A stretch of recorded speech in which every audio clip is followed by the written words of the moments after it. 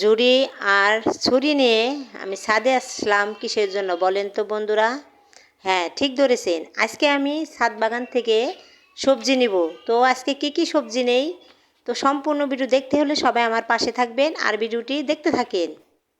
বিসমিল্লাহির রহমানির রহিম। আসসালামু আলাইকুম।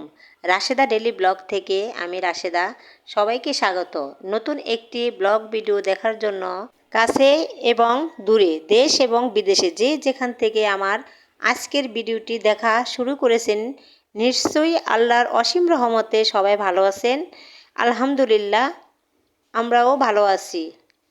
আমার প্রিয় আন্টি এবং আপু ভাইয়েরা যারা আমার ভিডিওটি দেখা শুরু করেছেন, প্লিজ একটি লাইক দিয়ে ভিডিওটি কন্টিনিউ করবেন। আপনাদের ছোট একটি লাইক আমাকে আরও একটি ভিডিও তৈরি করার উৎসাহ যোগায় এবং আপনার মতে আরও 10 জন মানুষের কাছে আমার ভিডিওটি পৌঁছাতে সাহায্য করে।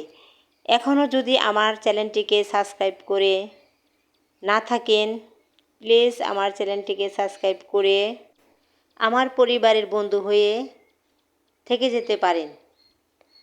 পাশে থাকা অল অপশন চালু করে রাখুন।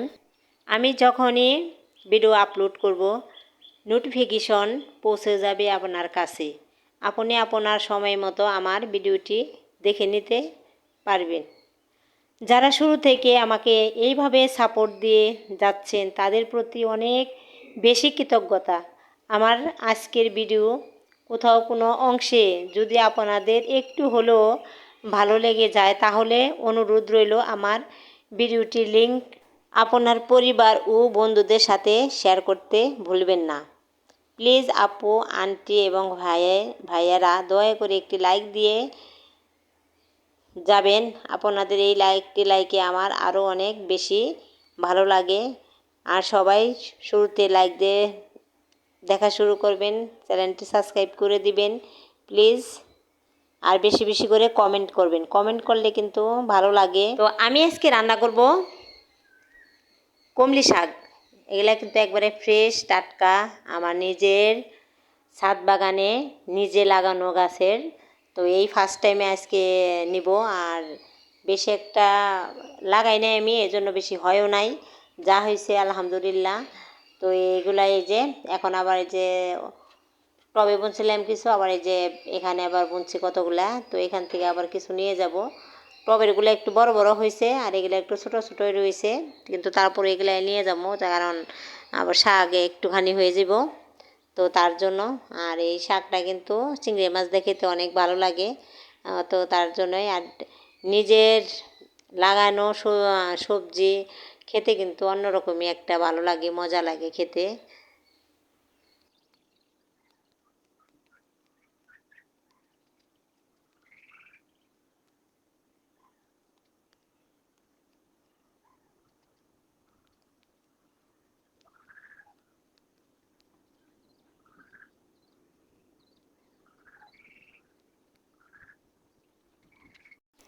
এ তো শাক তোলা কিন্তু শেষ। তো এতটুকুই হয়ে যাবে। তো এখন আমি আবার এখানে বালতির মধ্যে করে চাল ধোয়া পানি আর ডাল ধোয়া পানি আনছি। তো ভাবলাম একটু আপনাদের দেখাই যে এই যে দেখছেন বোতলগুলো সব কিছু কিন্তু আমি চালের পানি আর ডালের পানি এনে এনে ভরে রাখি। আবার যেগুলা 2-3 দিন হয়ে যায়, ওগুলো আবার শেষ করে আবার ওই খালি কৌটার ভিতরে এনে বইরা রাখলাম এই যে। আর এখন আমি আবার ভাবলাম যে ছাদে যেহেতু এসেছি, তো আমার প্রিয় ভাই বোনেদের, আন্টিদের সবাইকে দেখায় যে আমি কিভাবে গাছের যত্ন নিই। তো তার জন্যই এই ভিডিওটা আরও করা। তো এই যে এখানে আমি সব খালি যেগুলা খালি কৌটা আছে, আমি কিন্তু চাল ধোয়া পানি, যেদিন ডাল ধোয়া পানি থাকলে ওই দিন মিক্স করে নিয়ে আসি, মিশাইয়ে সব কিছু। তো এখন আমি যে বোতলে ঢেলে নিব বালতির পানিগুলা। আর যে একটা ড্রাম খালি হয়েছে, তো ওইগুলো আমি ভরে নিব।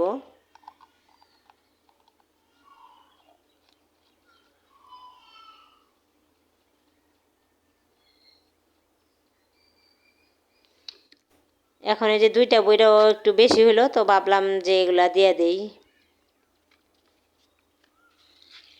তো এই পানিটা আর ফালাইলাম না। তো এই যে আমি গাছের নিচে দিয়ে দিলাম।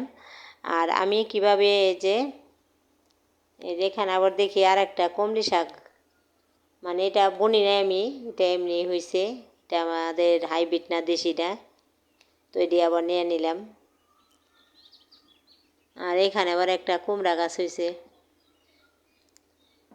এই যে এটা কি বড়ই হবে নাকি।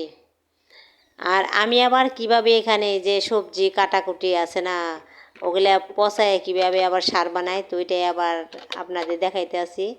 তো এই যেটা কিন্তু 3-4 দিন হয়ে গেছে, আর এটা কালকে বসছি। তো এই কালকে যেটা বসছি ওটা থেকে নিব না, আর এটা আবার তার আগের দিন। তো আমি এটার থেকে এখন পানিগুলা নিয়ে নিব, আর এই পানিগুলো আমি কিভাবে গাছে দেই। তো আর এই সারটাও কিন্তু অনেক উপকারী, কারণ এটা অনেক গন্ধ না, অনেক সব সব সবজির কাটাকুটা পচে তারপরে কিন্তু এই সারটা হয়।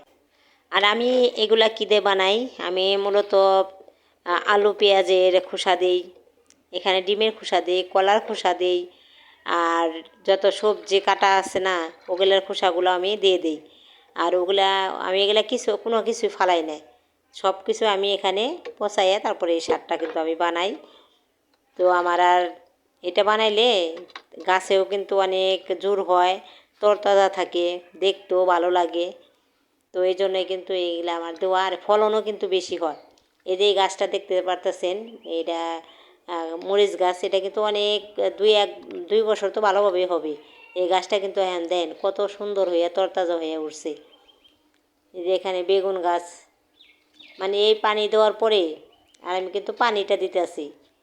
আর ওই যেগুলো ছোবা ছোবা থাকে, তো 4-5 দিন যদি হয়ে যায় ছোবাটা বেশি, আমি বেশি পচে যায়, তো আমি ওই পানি রাইখা ওই ছোবাগুলো ফেলাই দিই, আবার নতুন করে ভালো করে ধুয়ে আবার নতুন করে আবার ব্যবহার করি কাজে। তো যেগুলা কিন্তু আমি এগুলা ডোগাগুলো নিছি, এগুলো আবার পুকি হবে, তো তার জন্য আবার পানি দিতে আসি যাতে তাড়াতাড়ি বেড়ে ওঠে। আর এখানে যে পুঁই শাক মাশাল্লাহ বড় হয়ে উঠছে, কারণ যে সময় বৃষ্টি আসছিল না ওই সময় কিন্তু একবারে ছোটো ছোটো হয়ে মানে খরাই গেছিলো গা। আর এখন কিন্তু এই যে বৃষ্টির পানি পাইয়া আবার এমনি আমি যে সবজি এগুলা দিই সারগুলা, তো তার জন্য এই যে এখন আবার দিয়ে দিতেছি যাতে একটু তাজা থাকে, তরতাজা থাকার জন্য। তো এটা আপনারা দিতে পারেন, এটা কিন্তু একটা ভালো সার, নিজের বানানো। আমার কিন্তু এই সবজি বাগানটা দেখে অনেক ভালো লাগতেছে, কারণ কষ্ট হইলেও এরকম যদি সুন্দর হয়ে ওঠে তো কিন্তু কোনো কষ্ট লাগে না, ভালোই লাগে। আর আমার কিন্তু এইসব কাজ করতে ভালো লাগে। আমি সকাল থেকে কিন্তু আমার এই সন্ধ্যা পর্যন্ত আমি সকালে রান্না বান্না কাজকর্ম সব কিছু সারি, আবার নামাজ কালামও পড়ি, কোরআন শরীফ পড়ি, আবার এদিকে গাছের যত্ন নিই, আবার তো ওই যে ভিডিও এডিট করি, ভিডিওর সব কিছু বানাই। তো মাশাল্লাহ আলহামদুলিল্লাহ, আল্লাহ অনেক ধৈর্য দিয়েছে। তো আপনারা প্লিজ লাইক কমেন্ট করবেন, চ্যানেলটিকে সাবস্ক্রাইব করে যাবেন, কারণ আপনারা যদি চ্যানেলটিকে সাবস্ক্রাইব করেন, ভিডিওটি যদি লাইক দিয়ে দেখা শুরু করেন, কমেন্ট করেন, তাহলে কিন্তু এই কষ্টটা আমার কষ্ট মনে হবে না। তো সবাই প্লিজ লাইক দিয়ে ভিডিওটি দেখা শুরু করবেন আর চ্যানেলটি সাবস্ক্রাইব করে দিবেন। আর যারা ভিডিওটি দেখেন তারা কমেন্টে জানাইবেন আপনারা কীরকম ভিডিও পছন্দ করেন। আর আমি এখানে এই যে ডাটা গাছে দিয়ে দিব চাল দেওয়া পানি, তো এই যে এগুলো আমি এখন দিয়ে দেব, কারণ এগুলো 2-3 দিন হয়ে গেছে, এখন দিয়ে দিই বেশি আবার, তাই কিন্তু গন্ধ হয়ে গেছে পানিগুলা। আমার শাক তোলা শেষ, গাছে পানি দেওয়া শেষ, তো এখন আমি নিচে আসলাম চলে। এখন আমি শাকগুলো ভালোভাবে ধুয়ে তারপরে কিন্তু কেটে নেব, আর কাটার পরে কিন্তু আর ধুবো না আমি। তো এখন আমি একটু ভালোভাবে ধুয়ে নিব, এখন কেটে নেব কাঁচামরিচ পেঁয়াজ, আর আমি কিন্তু ভাজি করব চিংড়ি মাছ দিয়ে। তো এই যে কাঁচামরিচ কাটা শেষ, আর এই হলো সবজি রান্না, আর এটা হলো শাক ভাজি। সবাই ভালো থাকবেন, আল্লাহ হাফেজ।